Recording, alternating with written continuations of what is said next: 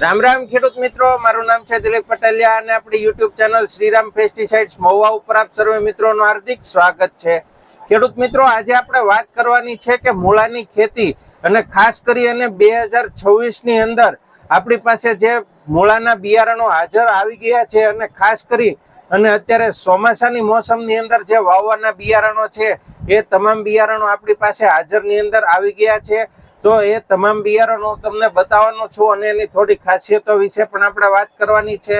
તો સૌપ્રથમ આપણે વાત કરીએ ઓપી મૂળાના બિયારણ વિશે, એટલે કે જે બિયારણો સસ્તા આવતા હોય બરોબર છે એ બિયારણો વિશે। તો ઓપી વેરાયટીની અંદર આપણે વાત કરીએ તો આપણી પાસે ડોક્ટર સીડ્સનું છે બરખા 32 વેરાયટી, આ તમે જોઈ શકો છો ડોક્ટર સીડ્સનું બરખા 32 બરોબર છે। એની સિવાયની આપણી પાસે ઓપી વેરાયટીની અંદર વાત કરીએ તો અજીત સીડ્સનું એવરેસ્ટ વેરાયટી છે।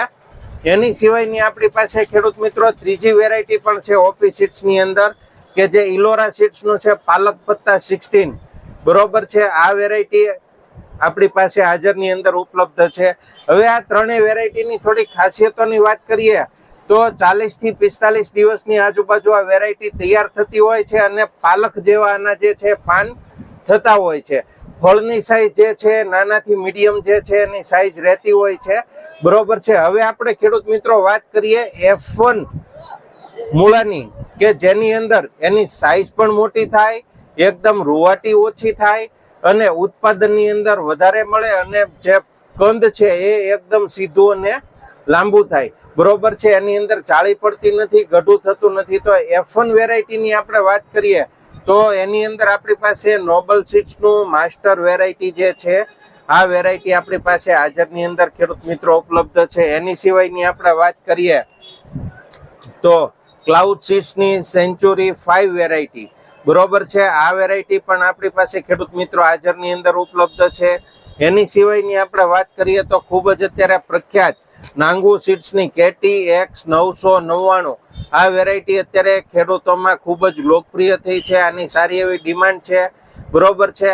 મૂળાની આપણે ખાસિયતની વાત કરીએ, આની ખાસ તો 30 થી 35 દિવસની અંદર જે છે મૂળા તૈયાર થઈ જાય છે ખેડૂત મિત્રો। અને ચોથી વેરાયટી જે છે એ છે સાગર સીડ્સનું વંડર વેરાયટી, આ તમે જોઈ શકો છો। આ ચારે ચાર વેરાયટીની આપણે વાત કરીએ તો 30 થી 35 દિવસની અંદર એટલે કે અર્લી તૈયાર થઈ જાય, સાઈઝ મોટી થાય, વજનમાં સારું થાય, રૂવાટી ઓછી થાય, વ્હાઇટનેસ સારી આવે અને બજાર ભાવ પણ એનો ઊંચો મળે।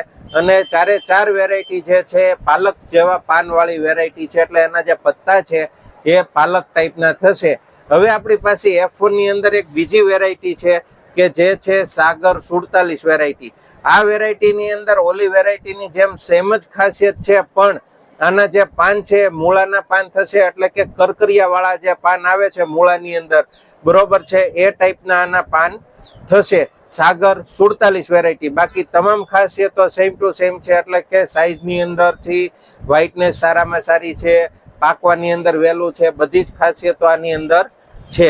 તો ખેડૂત મિત્રો, આ તમને 2026ના મૂળાની લેટેસ્ટ મેં તમને તમામ વેરાયટીઓ બતાવી છે અને એની ખાસિયતો વિશે પણ થોડી માહિતી આપી છે। વિશેષ કૃષિ માહિતીની તમારે જરૂરિયાત હોય તો અત્યારે જે વોટ્સએપ નંબર બતાવી છે એના ઉપર તમે મને ફોન કોલ પણ કરી શકો છો અથવા મેસેજ પણ કરી શકો છો। ખેડૂત મિત્રો, આ વિડીયોને વધારેમાં વધારે બીજા ખેડૂતો સુધી મોકલવા વિનંતી, કારણ કે સારી અને સાચી કૃષિ માહિતી હંમેશા શ્રીરામ પેસ્ટિસાઇડ્સ ઉપર ઉપલબ્ધ હોય છે। અને હજુ સુધી જો તમે નવા હોય અને આપણી ચેનલને સબસ્ક્રાઇબ ન કરી હોય તો આપણી ચેનલ શ્રીરામ પેસ્ટિસાઇડ્સને સબસ્ક્રાઇબ કરી લેવા નમ્ર વિનંતી છે। એ સાથે જ અમને રજા આપશો। જય જવાન, જય કિસાન।